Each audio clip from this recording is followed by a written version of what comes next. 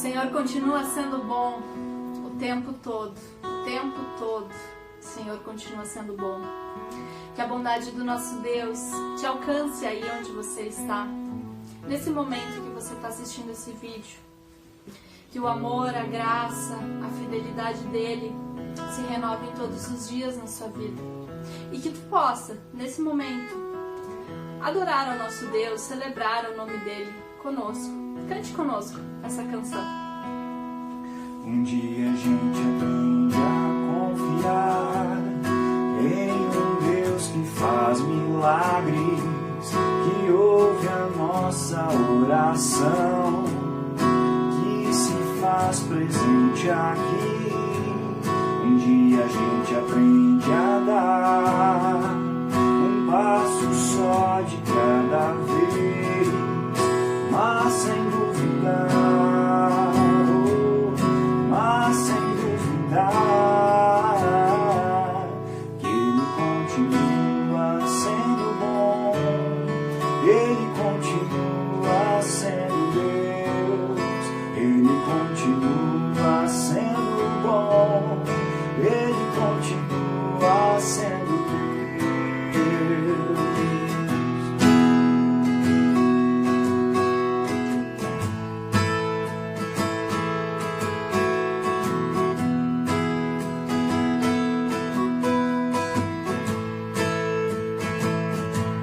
Então chega o dia de viver tudo que se aprendeu e a enxergar até o que não se pode ver. Chega o dia de entender, até ouvir o não de Deus, mas sem duvidar, mas sem duvidar, Ele continua sendo bom, Ele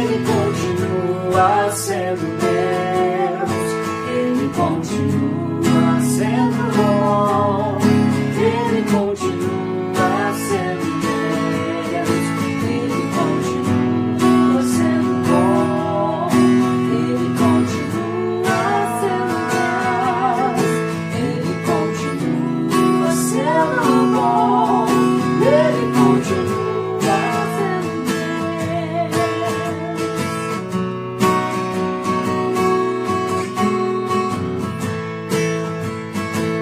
Senhor é bom o tempo todo, creia nisso.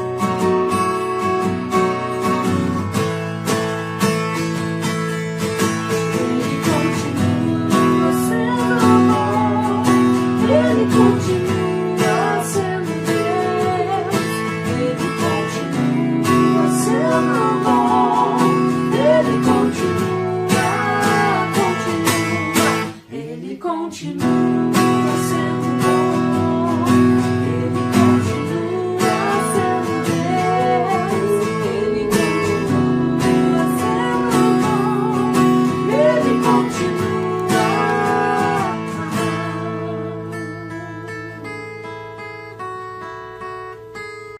Olá, queridos irmãos da Aliança de Porto Alegre. É um privilégio poder estar aqui com vocês e compartilhar a palavra bíblica de hoje, a pedido do Roberto.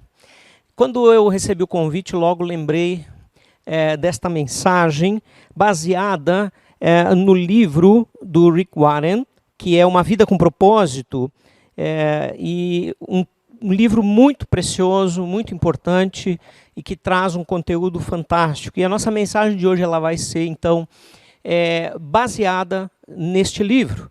E o título é Um Lugar ao Qual Pertencer. Que interessante, especialmente nos nossos tempos e dias difíceis, onde temos que estar muito isolados. Eu acredito que isso faz muito sentido e vai calar os nossos corações profundamente. Então eu queria convidar você para andar comigo em alguns textos bíblicos para estarmos refletindo a respeito desse tema, um lugar ao qual pertencer. Eu quero iniciar com a figura e imagem de dois paralíticos da Bíblia. dois paralíticos, porém duas situações distintas. O primeiro paralítico foi aquele junto ao tanque de Betesda, que Jesus então alcança com a sua graça, e ele diz, o paralítico disse: Senhor, não tenho ninguém que me ajude a entrar no tanque quando a água é agitada. Enquanto estou tentando entrar, outro chega antes de mim. E era aquela ideia, né, aquela figura mística assim, que o povo tinha, de que um anjo vinha mexer a água e o primeiro que entrasse na água obteria a cura que ele estava querendo. E então Jesus trata o coração desse homem e cura ele. Veja, interessante que o outro paralítico tem uma situação praticamente oposta dele. Enquanto que o primeiro diz: eu não tenho quem me ajude a entrar na água, o segundo está em Marcos 2, 3 a 5, que diz o seguinte: vieram alguns homens trazendo-lhe um paralítico, carregado por 4 deles. Não podendo levá-lo até Jesus por causa da multidão, removeram parte da cobertura do lugar onde Jesus estava e pela abertura no teto baixaram a maca em que estava deitado o paralítico. Vendo a fé que eles tinham, Jesus disse ao paralítico: filho, os seus pecados estão perdoados. E ele então ali é curado através da fé que o texto diz, a fé que estes homens tinham em Jesus e levaram o seu amigo. Veja, duas situações distintas, mas uma mostra alguém que não tinha pessoas por ele, e a outra mostra que ele tinha gente que cuidava dele. Você foi chamado para participar e ser membro ativo de uma igreja local. Você foi chamado a pertencer a um lugar. E é isso que nós queremos ver.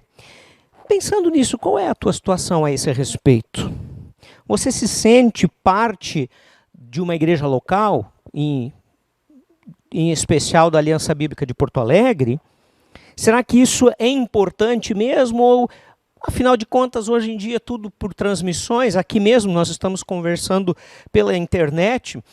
Por que não ficar simplesmente em casa e um dia assistir um culto, outro dia outro pregador e assim por diante? O que nós queremos ver, três razões pelas quais você é chamado para participar quando crê em Jesus Cristo e o recebe como seu Senhor, para participar de uma igreja local, e que é muito importante. A primeira razão para a qual você é chamado é que nós fomos feitos um só corpo em Cristo. Como eu disse, nós vamos dar um passeio pelas páginas da Bíblia e vamos ver vários versículos. E o primeiro deles mostra a existência em comunidade, talvez como a característica mais importante que nós temos, que recebemos da Imago Dei, da imagem de Deus. E Gênesis 1, 26 e 27 nos diz: então disse Deus, façamos o homem à nossa imagem, conforme a nossa semelhança.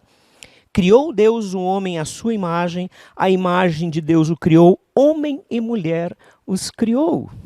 Deus vive em comunidade perfeita, sempre viveu em toda a eternidade, Pai, Filho e Espírito Santo, e Ele cria o ser humano para conviver com Ele nesta unidade, nesta alegria de comunhão. O aspecto da comunidade não está restrito a um relacionamento conjugal. Ele vai além, nós seres humanos fomos feitos para viver em comunidade. Tanto é que o que a pandemia mais tem demonstrado para nós é a falta que sentimos do convívio, da comunidade. E talvez a primeira ordem, nós poderíamos chamar a primeira grande comissão que nós recebemos na Bíblia, está em Gênesis. Gênesis, no versículo 28 do primeiro capítulo, onde Deus diz: Deus os abençoou, homem e mulher, e lhes disse: sejam férteis e multipliquem-se, encham e subjuguem a terra. Veja que interessante. A primeira ordem que o ser humano recebe é: multiplique-se. Faça muitas pequenas imagens de mim e espalhe elas ao redor do globo. Tenham filhos e filhas que tem a imagem de Deus em si. E é isso que Deus diz. De novo entra o aspecto da comunidade, tão importante naquilo que reflete a imagem de Deus em nós. Então nós não vamos encontrar relatos ou orientações bíblicas em lugar nenhum que dê a ideia de que a pessoa deva viver isolada, sozinha, especialmente o cristão. Nós vamos ler o que Rick Warren fala no livro dele, então, Uma Vida com Propósito. Ele diz um trechinho o seguinte: fomos criados para viver em comunidade, moldados para o companheirismo e formados para uma família. E nenhum de nós pode cumprir os propósitos de Deus sozinho e sem ajuda. A comunidade em todos os âmbitos, não apenas no familiar, é fundamental para o ser humano viver e expressar a glória de Deus.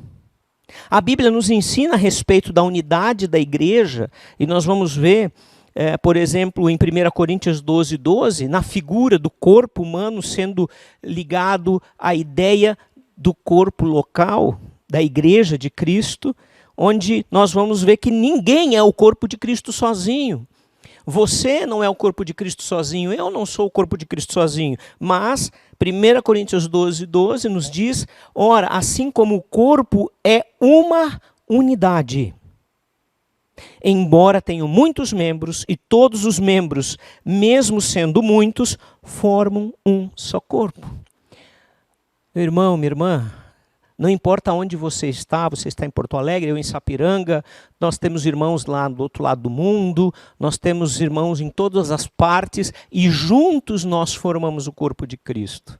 E por isso também juntos nós devemos andar como uma igreja local. A Bíblia também nos ensina que nós somos todos juntos o templo de Deus. Não é você que é o templo de Deus, não sou eu que sou o templo de Deus, mas nós juntos formamos o templo de Deus. Quando nós vemos em Efésios 2:21 e 22, Paulo dizendo: no qual todo edifício é ajustado e cresce para tornar-se um santuário santo no Senhor. Nele vocês também estão sendo edificados juntos para se tornarem morada de Deus por meio do seu Espírito. Você e eu somos morada de Deus. Nós temos que andar em comunidade. Em terceiro, nós vamos perceber que nós somos todos herdeiros de Cristo. Todos nós juntos, de acordo com Efésios 3:16, recebemos a herança da salvação. E aí Paulo fala, significando que mediante o evangelho, os gentios são co-herdeiros, ou seja, aqueles que não são israelitas, são co-herdeiros com quem? Com os israelitas, com Israel. Membros do mesmo corpo e coparticipantes da promessa em Cristo Jesus. E Paulo está dizendo para os judeus: antes vocês eram um povo de Deus, agora, através da obra de Cristo, todos são povo de Deus, todos são um só conjunto, um só corpo que herda de Cristo a vida eterna pela sua graça. Nós também vamos ver que somos um conjunto bem ajustados para a edificação de todos, não para a nossa própria edificação unicamente. Não existe egoísmo dentro do trabalho e da visão do cristianismo. E aí em Efésios 4:16 ele diz: dele, Cristo, que é o cabeça, todo o corpo, ajustado e unido pelo auxílio de todas as juntas, cresce e edifica-se a si mesmo em amor, na medida em que cada parte realiza a sua função. Então é importante entender que nós não podemos andar sozinhos e pensar que podemos refletir a imagem de Deus restaurada em nós pela obra de Cristo. Isto não combina. E finalmente, Paulo também nos ensina, na primeira carta aos Tessalonicenses 4:17, que não só aqui enquanto que vivemos, nós vivemos em comunidade e fomos feitos para isso, mas que no próprio arrebatamento nós vamos subir juntos. Quando ele diz: depois dos mortos em Cristo terem ressuscitado, depois nós, os que estivermos vivos, seremos arrebatados com eles nas nuvens para o encontro com o Senhor nos ares. E assim estaremos com o Senhor para sempre, onde nós vamos continuar a comunidade, agora perfeita na eternidade. Com a metáfora que a Bíblia usa para descrever a igreja, que é o corpo humano, e o seu funcionamento e tudo mais, nós podemos compreender o seguinte, que nenhum membro pode existir à parte do corpo. Se você cortar o seu dedo, amputar o seu dedo, ele vai morrer. E assim, espiritualmente, nós temos que entender que dependemos do corpo de Cristo, não podemos ser um membro amputado. Agora nós queremos ver a segunda razão. A segunda razão pela qual você e eu somos chamados a participar, a pertencer a uma igreja local. E a razão é que você e eu nós precisamos da família da fé para crescer e para servir. Estas duas coisas se fazem em comunidade. A família da fé o identifica como cristão autêntico, como alguém que pertence a um corpo maior. Quando nós nos reunimos como família na igreja, com diferentes escolaridades, com diferentes raças, com diferentes classes sociais, nós acabamos mostrando ao mundo que nós não podemos viver isolados e que nós precisamos uns dos outros e que estas diferenças, elas não são importantes dentro do corpo, porque um precisa do outro. E aí o evangelista João vai dizer no capítulo 17, 21, onde ele fala a respeito da oração sacerdotal que Jesus faz, ele diz, Senhor, Jesus intercedendo por nós, por você e por mim, Senhor, para que todos sejam um, Pai, como Tu estás em mim e eu em Ti, que eles também estejam em nós, para que o mundo creia que Tu me enviastes. Ou seja, a nossa comunidade, a nossa unidade, o nosso pertencer a um corpo local, demonstra ao mundo que Jesus foi enviado pelo Pai. Que maravilha! Mas nós não paramos aqui. Paulo vai falar aos Romanos, no capítulo 12, 4 a 5, o seguinte, assim como cada um de nós tem um corpo com muitos membros, e esses membros não exercem todos a mesma função, assim também em Cristo nós, que somos muitos, formamos um corpo e cada membro está ligado a todos os outros. Por isso que você é importante dentro do corpo de Cristo. Porque a sua ligação no corpo de Cristo faz a diferença. A igreja local é um ótimo ambiente para a prática do amor compassivo, do amor altruísta. Quando nós podemos nos doar a favor dos outros. É na igreja que temos a oportunidade de aprender a nos aceitar, a respeitar as práticas, as diferenças, as manias, as opiniões diferentes. E isso num ambiente de amor, sem precisar necessariamente brigar com aquele que tem uma opinião diferente. Qual é a medida dessa ligação? O que você acha? Quais são os limites para com o nosso irmão, com a nossa irmã? Até que ponto devo amá-lo? Eu creio que todos nós cristãos genuínos, autênticos, a grande maioria de nós sabe de cor o texto do Evangelho de João 3,16, que diz que Deus amou ao mundo de tal maneira que deu o seu único Filho para que todo que nele crê não pereça ou não morra, mas tenha a vida eterna. Eu não acredito que não exista nenhum acaso na Bíblia e que tudo tem um propósito. Você sabe o que está escrito na primeira carta de João 3,16? O endereço é praticamente o mesmo. O Evangelho foi o que eu citei.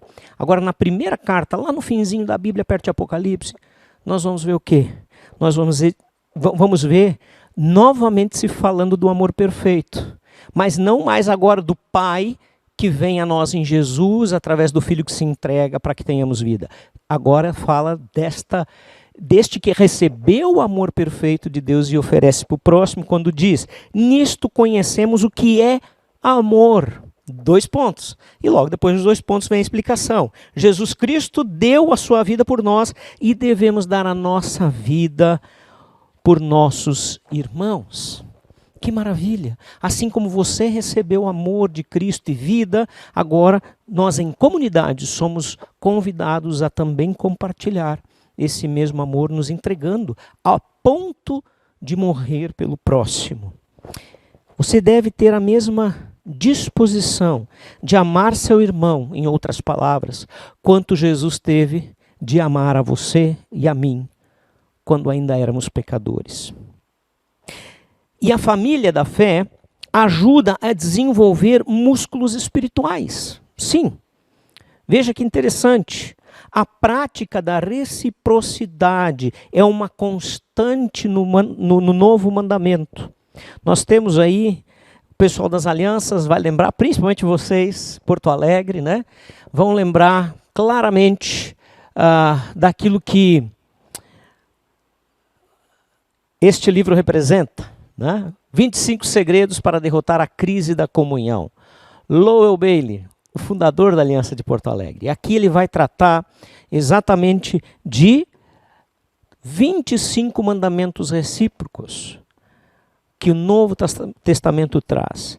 E aí, Warren diz no seu livro, a verdadeira maturidade espiritual se manifesta nos relacionamentos. Crescemos mais fortes e mais rapidamente aprendendo uns com os outros e sendo responsáveis uns pelos outros. Queridos, a família da fé leva você a servir a Deus.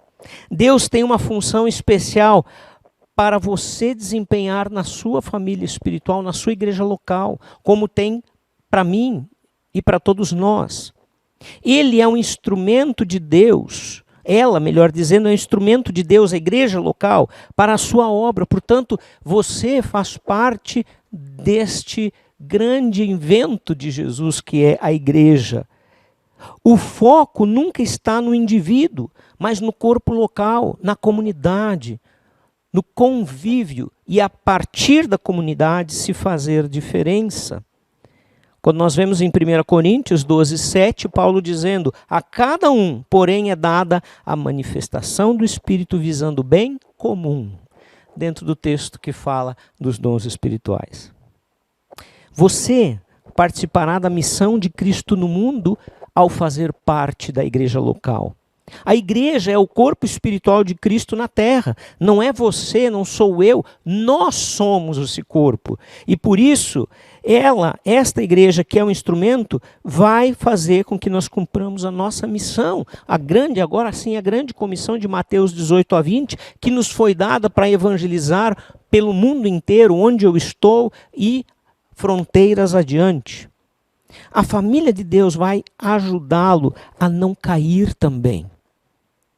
E isto é muito importante. Ninguém de nós está imune à tentação.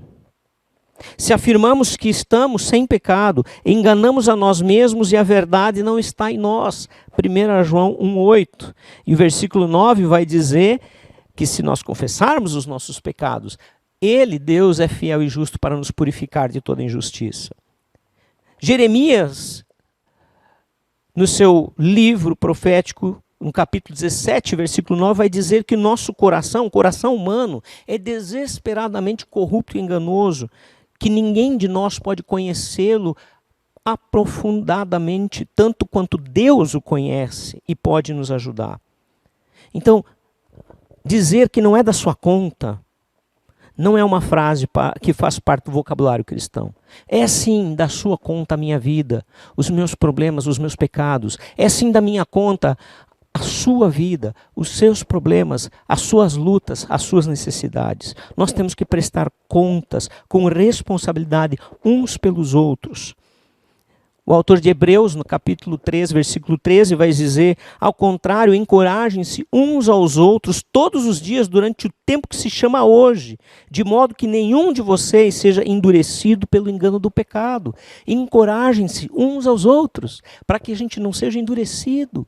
Eu preciso que você me ajude e você precisa a ajuda dos irmãos. O mesmo livro de Hebreus 13:7 vai dizer a importância de obedecer a nossa liderança espiritual, que está zelando por nós como quem zela por aqueles de quem prestará contas. E diz que é para o nosso bem. E finalmente a terceira razão pela qual você e eu somos chamados a participar da igreja local, do corpo local de Cristo, é que toda a vida cristã acontece na igreja e por meio dela. A vida cristã não acontece fora do corpo, mas acontece no corpo de Cristo e por meio do corpo de Cristo. Os propósitos de Deus para a sua vida são vivenciados perfeitamente dentro do ambiente de comunhão, dentro do ambiente da igreja. A adoração, por exemplo, ajuda-o a se conectar com Deus quando você está adorando em comunidade. A comunidade em si, a vivência, ajuda a enfrentar os problemas da vida. E vamos pensar nos nossos dias difíceis. Quantos enlutados estão entre nós, quantas pessoas angustiadas por causa da doença, precisando de ajuda, precisando de um cuidado e de uma mão que encontra, ainda que pelo distanciamento que precisamos ter, no aconchego da comunidade. O discipulado, ele ajuda a fortificar a sua fé. O ministério que você desenvolve na igreja, seja qual dom você recebeu, ajuda a descobrir seus talentos. E o evangelismo ajuda você a cumprir a sua grande missão que Deus deu a você e a mim. Então não dá para ser cristão isolado da igreja. Não dá para ser crente de auditório. Não dá para a gente dizer que vive com Cristo, mas não comunga com o próximo. Veja, quando uma criança nasce, ela se torna parte da família universal dos seres humanos. Ela é um ser humano. Mas ela nasce dentro de uma família nuclear, de um grupo menor que cuida dela, até que ela consiga viver por sua própria conta e formar a sua própria família. E assim é espiritualmente. Quando você nasce de novo, conforme nós lemos em João 3,5, quando Jesus fala a Nicodemos, Nicodemos, você precisa nascer de novo para que você veja o reino de Deus. Ele que já era um homem velho e não entendeu naquele momento. É isso que acontece com você. Quando você nasce de novo, ao nascer de novo, a sua conversão, você se tornou parte da família universal de Deus, do corpo de Cristo. Mas há uma igreja local à qual você pertence e que o ajuda a crescer, a dar os primeiros passos na sua vida espiritual, assim como um recém-nascido. De novo, o autor de Hebreus, no capítulo 10, 25, ele diz: não deixem de reunir-se como igreja local, segundo o costume de alguns, mas procuremos encorajar-nos uns aos outros ainda mais quando vocês veem que se aproxima o dia. A diferença em visitar a igreja, em ser membro dela, está no comprometimento. Essa é a grande diferença. O visitante ainda é alguém que vem para receber as bênçãos e quer mudança de vida e novidade de vida. Isso é mais forte. Os membros, eles estão ali para se envolver nos ministérios e ajudar aqueles que estão chegando a encontrar o caminho de Cristo.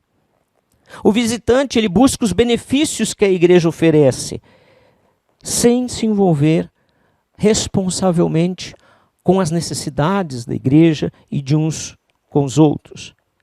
Agora, todos os nossos visitantes são muito bem-vindos, eu tenho certeza que é aí com vocês também. Mas o problema não é se você é visitante, se você chegou ontem ou alguns domingos, que seja. O problema é quando você já está há anos na mesma igreja local e ainda age como se fosse um visitante. Esse é o problema. Essa é a grande questão. Rick Warren disse: Deus quer que você ame as pessoas reais e não as ideais. Você pode passar a vida inteira buscando a igreja perfeita, disse Warren, porém, jamais irá encontrá-la. Você foi chamado para amar pecadores imperfeitos, assim como Deus faz comigo e contigo. Tremenda essa frase. A vida cristã é um compromisso com Cristo e com os outros cristãos também. Eu preciso entender que eu tenho um compromisso, sim, com as pessoas, assim como eu quero que elas tenham comigo. E essa é a máxima do amor, quando nós colocamos a pessoa numa posição a que eu quero estar. E Jesus nos ensinou isso quando ele foi questionado qual era o maior mandamento. Ele não só responde qual é o maior mandamento, mas ele diz que o segundo igual a esse é: amarás o teu próximo como a ti mesmo. O primeiro mandamento era claro, todos sabiam, e era uma prova. Ame o Senhor, o seu Deus, de todo o seu coração, de toda a sua alma e de todo o seu entendimento. Esse é o primeiro e maior mandamento, Jesus diz. Mas o segundo, semelhantemente a este, é: ame o seu próximo como a si mesmo. E aí ele diz que destes dois mandamentos depende toda a lei e todos os profetas. Ou seja, todo o ensino da palavra de Deus depende do amor. Que tremendo, que maravilhoso este ensino. Eu quero concluir a nossa reflexão de hoje lembrando o seguinte: nós, quando aceitamos a Jesus Cristo como nosso Senhor e Salvador, nos tornamos um só corpo em Cristo, e a nossa unidade vai sempre demonstrar às pessoas que ainda não conhecem Jesus que Jesus é real, que Jesus foi enviado pelo Pai. Lembra, um dedo isolado do corpo é um dedo morto, fadado à podridão e ao esquecimento. Se nós somos corpo de Cristo, nós precisamos estar ligados a Ele através de uma igreja local e servir adequadamente. E ainda quero lembrar que não acontece vida cristã pelo isolamento. Não entre nessa conversa de que você não precisa de uma igreja, que você já tem tudo que precisa na Bíblia e em Deus, porque é a própria Bíblia de que você precisa, que diz que você precisa da comunhão com os irmãos e do andar junto com os irmãos. Historicamente, a igreja de Cristo se reúne desde o início, semanalmente, domingo após domingo. Anote esse texto. Atos 20, versículo 7 e 1 Coríntios 16, versículo 2, estes dois textos também vão dizer a importância de reunirmos-nos uns com os outros. Como é que nós podemos aplicar esta mensagem? Primeiro, participe ativamente do seu grupo caseiro, da sua célula, se você tem um, se a sua igreja tem. Em segundo, participe ativamente de todas as atividades da igreja. Eu sei que nós estamos num momento de pandemia que nos impede por questões sanitárias, por questões de saúde. Mas faça o seu possível, que seja através de uma mensagem do WhatsApp, que seja através de uma chamada de vídeo, conversando com os irmãos, com pessoas em quem você está investindo, tendo discipulados virtuais. Enquanto que estamos aqui, não vamos esperar passar o tempo que a gente não sabe qual que é, para ir agir e viver conforme a vontade de Deus.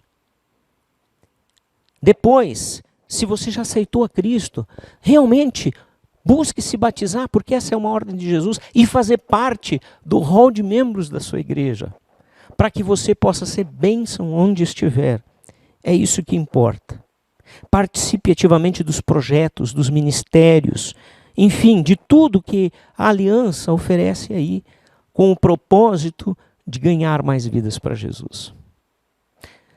Era essa a mensagem que eu tinha, e quero dizer que é um grande privilégio poder estar falando com vocês aqui. O meu desejo é que cada uma destas passagens bíblicas, cada palavra que foi mencionada aqui, toque profundamente os nossos corações. Deus abençoe a todos vocês.